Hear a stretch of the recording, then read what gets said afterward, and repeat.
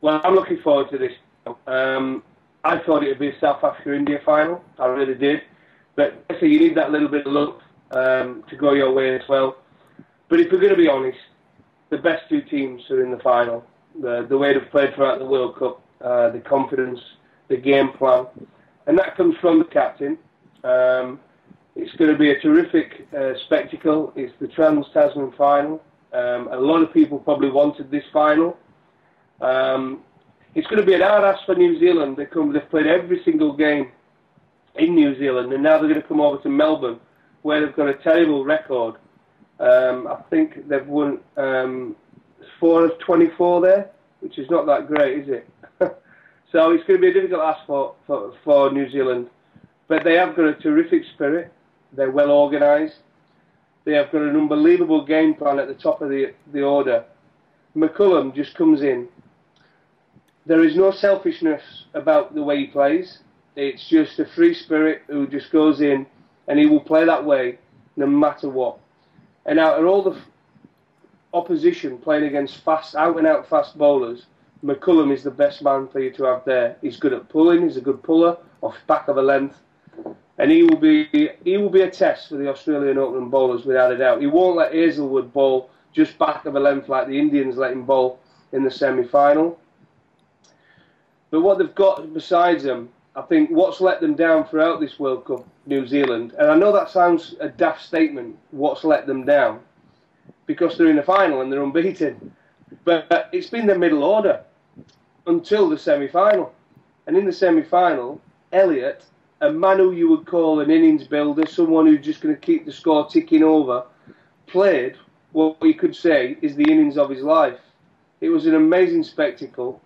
He hit the ball sweet. He kept his calm. He has a whole head on his shoulders. He's been around the block, whether it be in South Africa, he's played camp cricket in England, and he's done well since he come out into the New Zealand side. But who would have expected him to play that knock? No one. And I think that's what they've got. They've got that belief in what they're trying to achieve. And you would say Williamson's been disappointing for them. Taylor's been disappointing for them. And Elliott had been disappointing until the semi-final. So they've kind of relied on McCullum and Guptill and Anderson, the three, and Vettori, sorry, and Bolt. 5 players. 5 players, is it? 5 players have been the stars for New Zealand. And the rest have chipped in, as Elliott did, when they've had to. And they've got a very, very good team, a well-organised team, and they know exactly how they're going to play. They're going to go... McCullum's not going to play the conditions. He's going to go out and just play the way he's played throughout the series. Guptill, he'll be aggressive to an extent, but he'll make sure he gets in first. He won't go from the first ball. He'll try and tick along and catch up later. Williamson and Taylor are supposed to be the two what will stick there and build an innings, but they've not really done that so far. Too many 30s and 40s for my liking. But it doesn't matter, they're in the final. And Elliott, if he can play a lot like that, no target, he's out of place because Anderson can play a bit too. So that's New Zealand against an Australian side, as you saw against India. For me, their best performance so far in the tournament. The way they built an innings, just sticking the wicket a little bit, that first 5 or 6 overs when they were batting. Steve Smith, what a goal somebody's having against India, just gets 100 after 100. Finch, playing innings you wouldn't expect him to play. You normally expect someone like Finch to go out and score at a strike rate around 120, 130.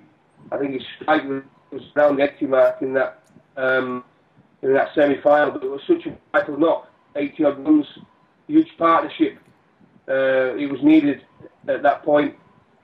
Another dangerous player, not in the same league as McCullum, as in striking, but probably a better all-round player. And they've just got match winners throughout the side. And if they play like they did against India, I think New Zealand would find it very difficult to beat them. They've got everything. The only weakness both sides have got is their fifth bowler. I thought Matt Henry was brilliant when he came into the New Zealand side. He's been watching the World Cup from afar. He comes in and he bowls with pace, he bowls with intelligence, and you can see why he's a huge prospect for New Zealand cricket. Their fifth bowler can fetch it, can go around the park, whether it be Elliott ball a little bit, whether it be Anderson. They just haven't got someone who they can rely on. Australia is the same. Watson, he just don't look a bowler at all at the moment. Faulkner can be expensive with a newer ball. He's a better bowler when he comes on and bowls in the middle and at the end. He's got a lot of variety.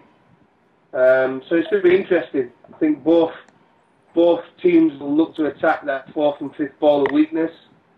And I'm really looking forward to the final. I think it's going to be a fantastic spectacle.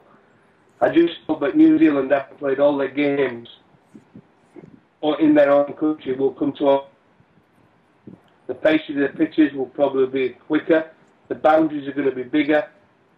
And will Bolt get that same swing in Australia as he's had in New Zealand? Massive, massive factor.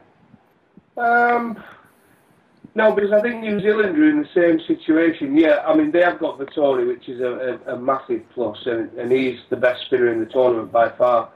But both middle orders, this is what I'm trying to say to you, both middle orders have not really shone in this World Cup. Under pressure, have not really done it. Maxwell was the top run scorer for Australia, batting at 6, until Steve Smith obviously got 500 in the semi-final. But New Zealand are exactly the same.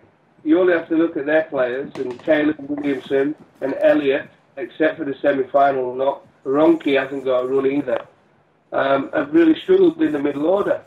So both teams, put under pressure, are going to be, if they lose early wickets, it'll be interesting to see how they both react.